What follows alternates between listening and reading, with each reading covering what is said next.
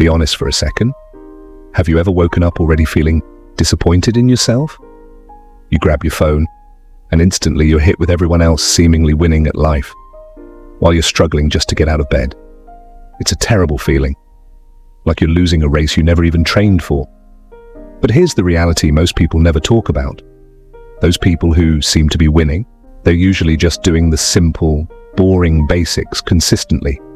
And today, we're going to break down 11 boring habits that can literally save you from sabotaging your own life. Let me tell you how my mornings used to look. My alarm would go off. I'd hit snooze once, twice, maybe 3 times. Eventually, I'd drag myself out of bed and immediately grab my phone. Notifications everywhere, Instagram messages, emails, news headlines designed to trigger stress and anxiety. Within minutes, my brain was overloaded. By 9 a.m., I had already spent more energy reacting to other people's lives than actually building my own. And the day hadn't even started yet. I felt exhausted before doing anything meaningful. Then I made one ridiculously simple change. Something so basic, it almost felt embarrassing. I started drinking water the moment I woke up. Just water. Think about it. Your body has gone 8 hours without hydration while you were sleeping. You wake up dehydrated. When that happens, your brain feels foggy, your energy drops, and your mood becomes irritable. So before coffee, before notifications, before touching your phone, drink a full glass of water. Keep it right next to your bed. The moment you wake up, drink it before your brain has time to spiral into stress. It's a tiny action, but it becomes the first promise you keep to yourself each day. Then do one more thing. Make your bed. At first it feels pointless. You're fixing something that will be messy again in a few hours. But something subtle happens when you do it anyway. Your brain receives proof that you finish what you start. You set an intention, and then you followed through. That small moment creates evidence that you're someone who actually does what you say. Maybe self-improvement isn't about adding 20 complicated habits. Maybe it's about stabilizing the simple things already in your life. Maybe the goal is just proving to yourself that your word means something, because trust is built through repetition, and the person you interact with the most is yourself. When you constantly break promises to yourself, you teach your brain that your commitments don't matter. Integrity begins in private, in moments nobody sees, moments where you either keep your word or abandon it. Water beside your bed. Drink it when you wake up. Make your bed immediately. 2 actions, 5 minutes total, but those 5 minutes set the tone for everything that follows. How you do small things reveals how you approach big ones. Discipline in tiny moments creates discipline in larger ones. Your morning becomes a declaration. Today, you follow through. But mornings aren't the only thing that affects your day, because even if your morning is perfect, your afternoon can still destroy your progress. You know that heavy crash that hits after lunch? That slow, foggy feeling where your brain refuses to cooperate? Most people think it's laziness, but it's actually biology. When you eat, your body redirects blood toward digestion. Your blood sugar changes, your brain temporarily slows down. That drained feeling isn't failure, it's normal. Once you understand that, you can work with your body instead of fighting it. For years, I handled afternoons the wrong way. I'd grab another coffee or an energy drink, trying to force my brain back into high gear. But here's something far simpler that works far better. Walk for 10 minutes after eating. That's it. No workout, no complicated routine, just walk. No podcast, no music. Just move your body for 10 minutes. This stabilizes your blood sugar and clears the mental fog. Suddenly the afternoon doesn't feel like drowning in quicksand, but the real lesson here is deeper. Maintenance beats motivation. You don't need inspiration to walk for 10 minutes. You don't need the perfect mood. You simply do it because it works. This is how progress actually happens, not by waiting to feel motivated, but by building systems that function regardless of how you feel. Most people stay stuck because they only act when they feel inspired. But motivation is unreliable. It comes and goes like the weather. Maintenance is what separates people who grow from people who stay stagnant. Stop waiting for inspiration. Build routines that run automatically. Do the walk every day. Watch how much easier your afternoons become.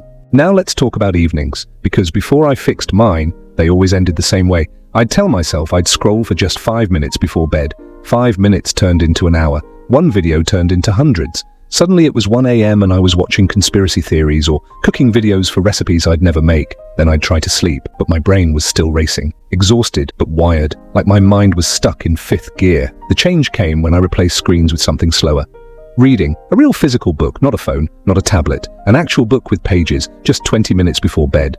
Your body reacts quickly to this change. When you stop flooding your brain with endless stimulation at night, your nervous system finally relaxes. No doom scrolling, no constant noise. Your mind gets the signal that it's safe to slow down, and sleep becomes natural again. No supplements required, no complicated routines, just quiet reading and letting your brain downshift. 20 minutes is enough. Those 20 minutes tell your body the day is ending. Tomorrow will begin again. Drinking water, making your bed, walking after meals, reading before sleep. Individually, they seem boring, but together they stabilize your life. They reduce chaos. They create something your brain desperately needs: structure.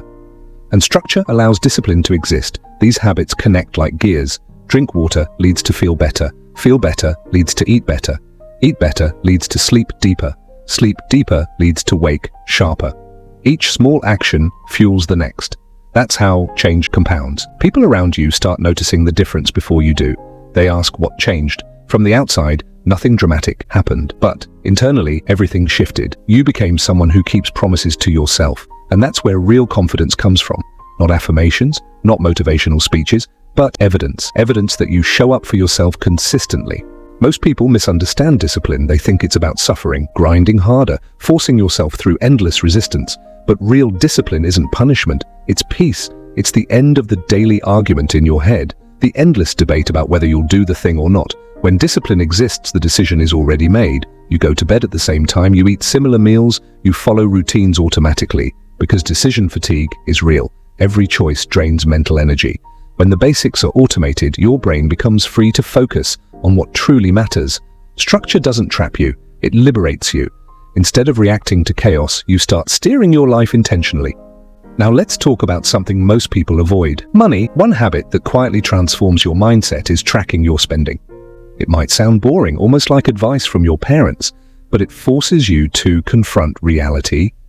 Every dollar becomes a mirror. When you track it, patterns appear. Stress purchases, impulse buys, subscriptions you forgot existed, food deliveries because you didn't feel like cooking.